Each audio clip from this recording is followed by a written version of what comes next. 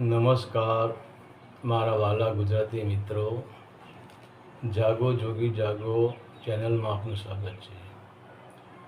તો આજે આપણે ચર્ચા કરીશું કે માતાના ગર્ભમાં બાળકનું રહસ્ય. તો હવે આપણે જોઈએ છે, ઘણા લોકો એમ કહેશે કે ભાઈ પુરુષ કમળમાંથી જ પ્રગટ થાય. તો આપણે ક્ષીરસાગરમાં ભગવાન વિષ્ણુને તરતા જોયા છે. તો જેમ ક્ષીરસાગરમાં ભગવાન વિષ્ણુ સુખથી સૂતા છે, એવી જ રીતે માના ગર્ભના ક્ષીરસાગરમાં બાળક સુખથી તરતું હોય છે. તો જે ભગવાન વિષ્ણુ, જે બહારનું પ્રતીક, આપણે ભગવાન વિષ્ણુને ક્ષીરસાગરમાં તરતા આપણે જોઈ રહ્યા છીએ, એ બહારનું પ્રતીક છે. અને જે પોઝિશનમાં ભગવાન વિષ્ણુ ક્ષીરસાગરમાં તરી રહ્યા છે, એ જ પોઝિશનમાં બાળક પણ માતાના ગર્ભના અંદર ક્ષીરસાગરમાં તરી જ રહ્યું છે. તો જેમ તમે જુઓ, ભગવાન વિષ્ણુનો ક્ષીરસાગરનો તમે ફોટો જુઓ, એકદમ સુખી, એકદમ આનંદિત, કોઈ ટેન્શન નહીં, કોઈ ચિંતા નહીં. તો એવી જ રીતે ભગવાન વિષ્ણુ ક્ષીરસાગરમાં તરી રહ્યા છે, કોઈ પણ જવાબદારી મુક્ત, કોઈ પણ ભય નહીં, કોઈ ટેન્શન નહીં. તો એવી જ રીતે બાળક પણ માતાના ગર્ભકમળમાં ક્ષીરસાગરમાં તરતો જ હોય છે. તો ત્યાં માતાના ગર્ભમાં બાળકને કોઈ ચિંતા નહીં, કોઈ જવાબદારી નહીં, ના ભોજન કરવાની ચિંતા, કેમ કે તેને જરૂર પડે તેમ માતાનામાંથી બાળકને પોષણ મળી રહે છે. અને બહારના જગતમાં પુષ્કળ ગરમી હોય, બહારના જગતમાં પુષ્કળ ઠંડી હોય, કે પછી બહારના જગતમાં પુષ્કળ વરસાદ હોય, તો બાળકને નથી ગરમી લાગવાની ચિંતા, નથી શરદી થઈ જવાની ચિંતા, કે નથી વરસાદ કે વાવાઝોડાની ચિંતા.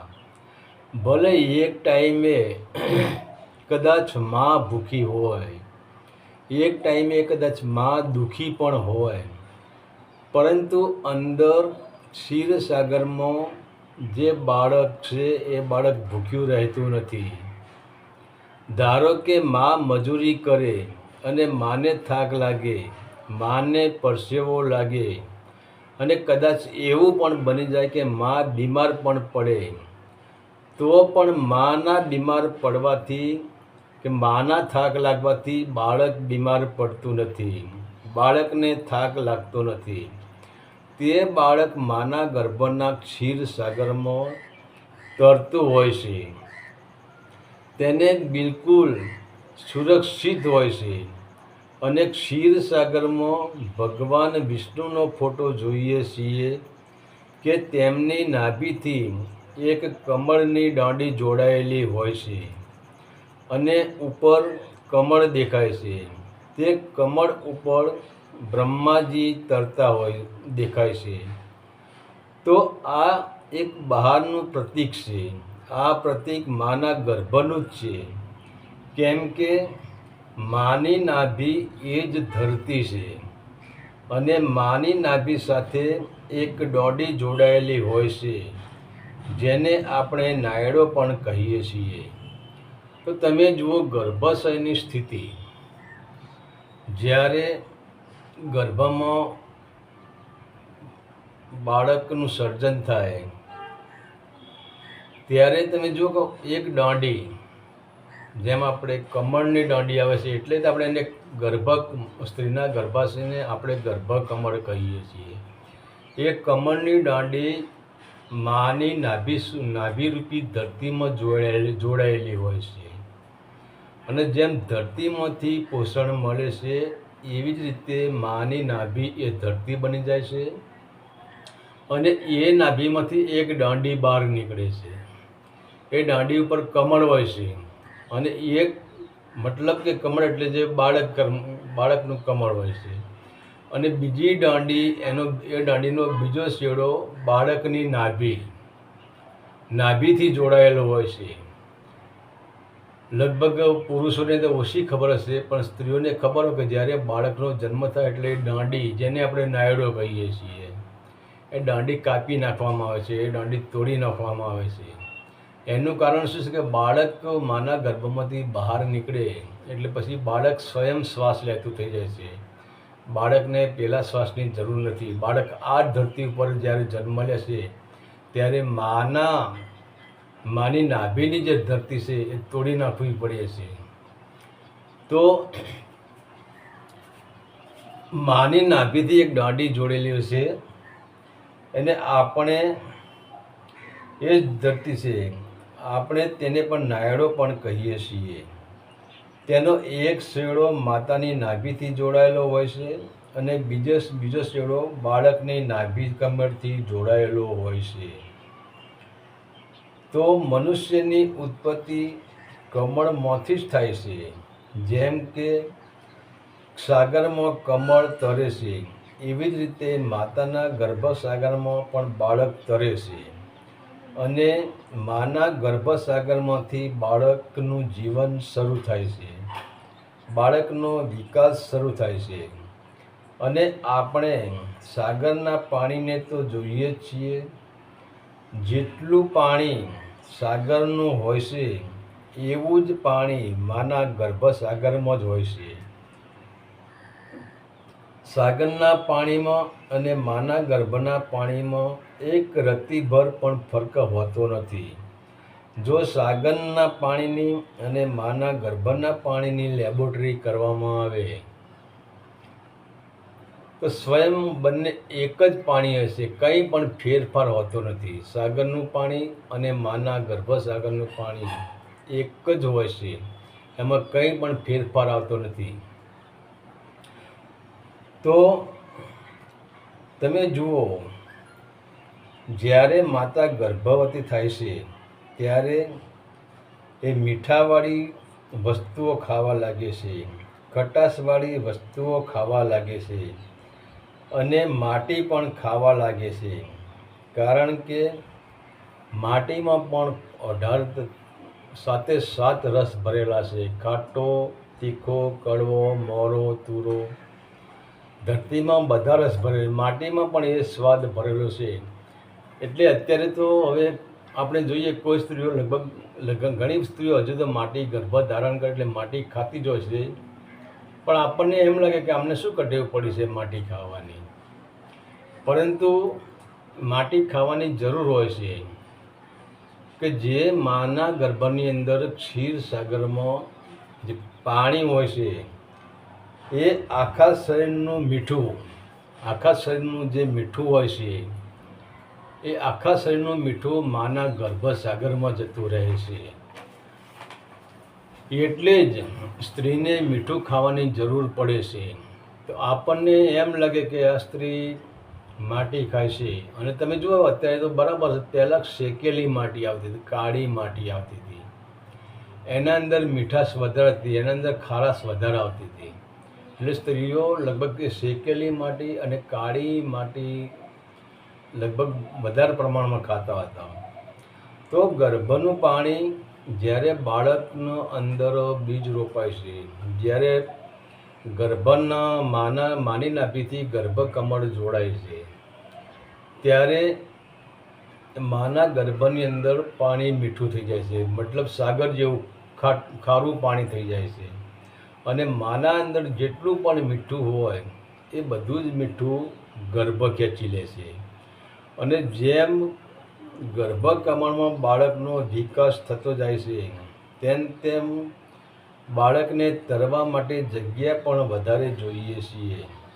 તો આપણે જોઈએ કે જેમ બાળકનો વિકાસ થતો જાય એમ ગર્ભસાગરનો પણ વિકાસ થતો જાય છે. તમે જુઓ, સ્ત્રીઓનું પેટ પહેલાં અંદર સંકોચાયેલું હોય, ધીરે ધીરે પછી બહારની સાઈડે સ્ત્રી આખું પેટ દેખાતું હોય.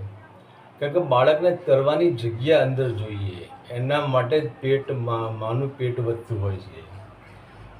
તો તેમ બાળકની તરવાની જગ્યા વધારે જોઈએ છીએ, તેથી માના પેટનો પણ વિકાસ વધતો જાય છે.